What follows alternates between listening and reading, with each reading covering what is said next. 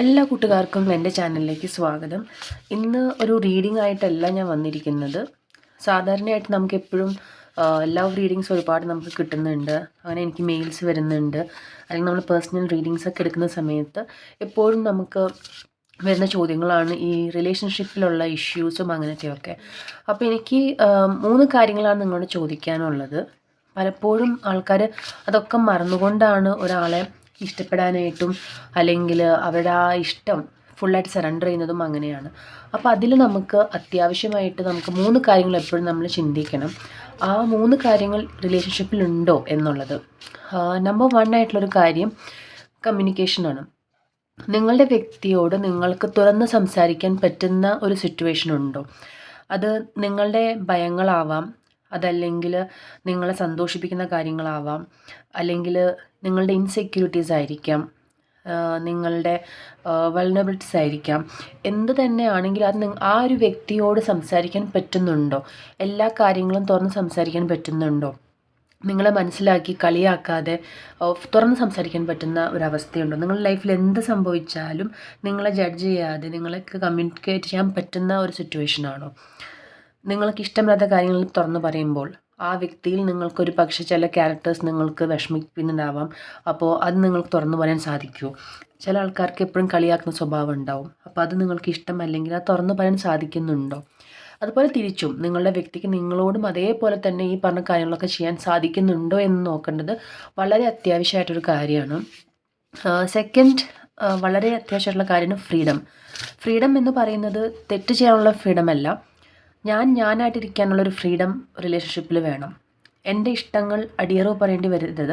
അപ്പോൾ നിങ്ങളുടെ റിലേഷൻഷിപ്പിൽ ഒരു 2 വ്യക്തികൾ വരുന്നതിന് മുന്നേ തന്നെ നിങ്ങളുടെ ഇഷ്ടങ്ങൾ തുറന്ന് പറഞ്ഞിട്ടുണ്ടാവണം. ഭാവിയിൽ അതൊരിക്കലും എനിക്ക് നിങ്ങൾ അങ്ങനെ പോകുന്നത് ഇഷ്ടമല്ല, അല്ലെങ്കിൽ നമുക്ക് യാത്ര ചെയ്യാൻ ഇഷ്ടമാണ്. അപ്പോൾ നിങ്ങളുടെ വ്യക്തി പറയാൻ പാടില്ല നിങ്ങൾ യാത്രയ്ക്ക് പോകാൻ പാടില്ല, ഇന്ന വ്യക്തിയോട് സംസാരിക്കാൻ പാടില്ല, ഇന്ന തരത്തിലുള്ള ഡ്രസ്സ് ഇടാൻ പറ്റില്ല, അല്ലെങ്കിൽ നിങ്ങൾക്ക് ഇഷ്ടം ഇങ്ങനത്തെ വസ്ത്രധാരണം, അല്ലെങ്കിൽ നിങ്ങൾ മുടിയിൽ മേലും കളർ ഇടുക, അല്ലെങ്കിൽ തിരിച്ചും അങ്ങോട്ടും എല്ലാവർക്കും അങ്ങോട്ടും ഇങ്ങോട്ടും ഈ ഇഷ്യൂസ് വരാം. അപ്പോൾ ആ ഒരു ഫ്രീഡം വേണം. ഫ്രീഡം എന്ന് പറയുമ്പോൾ അതൊരിക്കലും ട്രസ്റ്റ് ഇല്ലാതെയല്ല.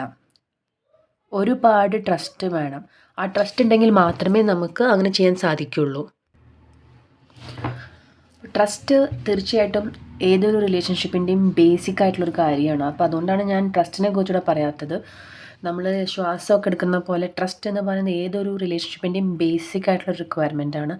അതില്ല എങ്കിൽ പിന്നെ ഈ പറഞ്ഞ കാര്യങ്ങൾ കമ്മ്യൂണിക്കേഷനോ ഫ്രീഡമോ ഒന്നും നമ്മൾ ആലോചിക്കേണ്ട കാര്യം തന്നെയില്ല. ട്രസ്റ്റ് വേണം.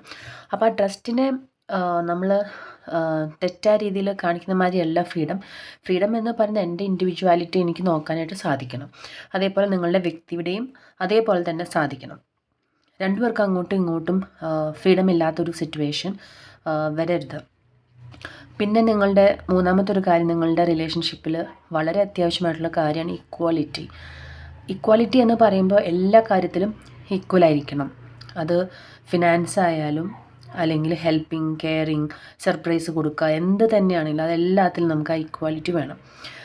അപ്പോൾ കമ്മ്യൂണിക്കേഷൻ, ഫ്രീഡം, ഇക്വാലിറ്റി അത് 2 പേർക്കും അങ്ങോട്ടും ഇങ്ങോട്ടും ഇല്ലെങ്കിൽ പിന്നെ ഈ ഒരു റിലേഷൻഷിപ്പ് മുന്നോട്ട് കൊണ്ടുപോകുന്നതിൽ ഒരു അർത്ഥവുമില്ല. അതിപ്പോൾ ലവ് റിലേഷൻഷിപ്പ് ആയിരിക്കാം, ഫ്രണ്ട്ഷിപ്പ് ആയിരിക്കാം, എല്ലാത്തിലും ഇത് വളരെയധികം ഇമ്പോർട്ടൻ്റ് ആയിട്ടുള്ളൊരു കാര്യമാണ്. ലവ് റിലേഷൻഷിപ്പിൽ വരുമ്പോൾ നമ്മളെപ്പോഴും പ്രയോറിറ്റി ആഗ്രഹിക്കും. അതുപോലെ ടൈംലി റെസ്പോൺസ് അതും കൂടെ നമുക്ക് വളരെ അത്യാവശ്യമായിട്ട് ലവ് റിലേഷൻഷിപ്പിൽ അതെപ്പോഴും കുറച്ചും കൂടെ ആൾക്കാർ നന്നായിട്ട് അത് ആഗ്രഹിക്കും. പെട്ടെന്ന് വേണമെന്ന്. മറ്റുള്ള റിലേഷൻഷിപ്പിൽ നമുക്ക് കുറച്ചും കൂടെ സമയമുണ്ട്. മെസ്സേജ് അയച്ചാൽ ഉടനെ റിപ്ലൈ അയച്ചില്ലെങ്കിലും കുറച്ച് കഴിഞ്ഞ് റിപ്ലൈ അയച്ചാൽ മതിയെന്ന് തോന്നും. പക്ഷേ ലവ് റിലേഷൻഷിപ്പിൽ എപ്പോഴും അവർക്ക് പെട്ടെന്ന് വേണം. അതെപ്പോഴും ആ പ്രയോറിറ്റി അവർക്കുണ്ട് എന്ന് കാണിക്കാൻ വേണ്ടിയിട്ടാണ്.